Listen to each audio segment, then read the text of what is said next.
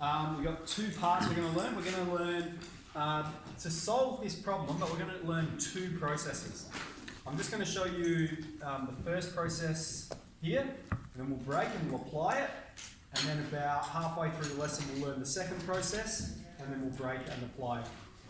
So we remember this identity, we derived this, okay? Now the derivation is not so important for us to remember, but we derived this on the unit circle, okay? In our last lesson on Friday, we came up with this identity, that cos squared theta plus sine squared theta is 1. And we're just using that to solve unknowns. So here's our first one. Solve for sine theta, given cos theta is a third. So we have this statement, cos squared theta plus sine squared theta is 1. And what does it mean? Well, it means cos of theta squared plus sine of theta squared is 1.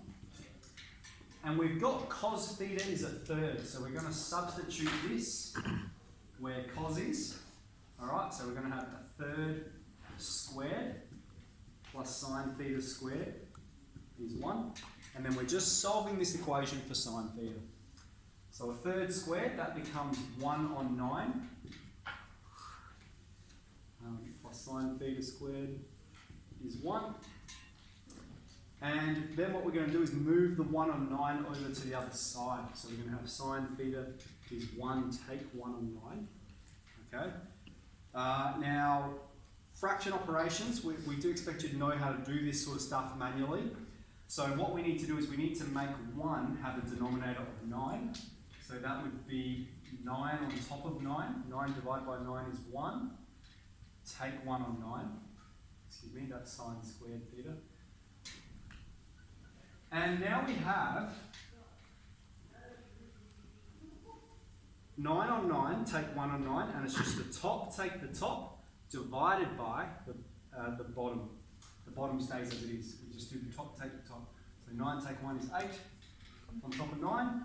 And then that's sine squared theta, but we're after sine theta. Okay, so what we're going to do is just square root of 8 on 9. And I will jump the gun a bit here just to show you one of the surd rules that we're going to be using.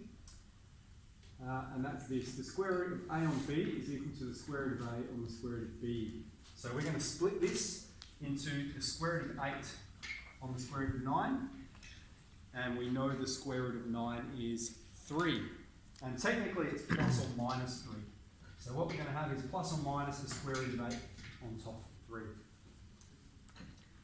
Okay, so what are we doing? We're substituting a third in. We're solving for sine theta. Now you'll notice in this step I expressed it as sine theta in brackets squared.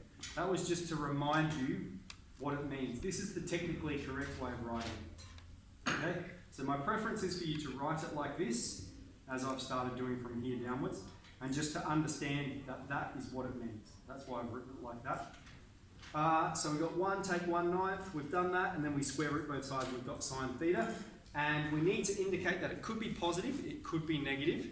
We're not given a specific region to associate it with a particular value, which we will look at in the later part of this lesson. So, that's enough to get started. Are there any questions? Okay, so applications of unit circle, we can probably get done in questions 6 and 7. Okay, let's get into that. Can't just go to the calculator?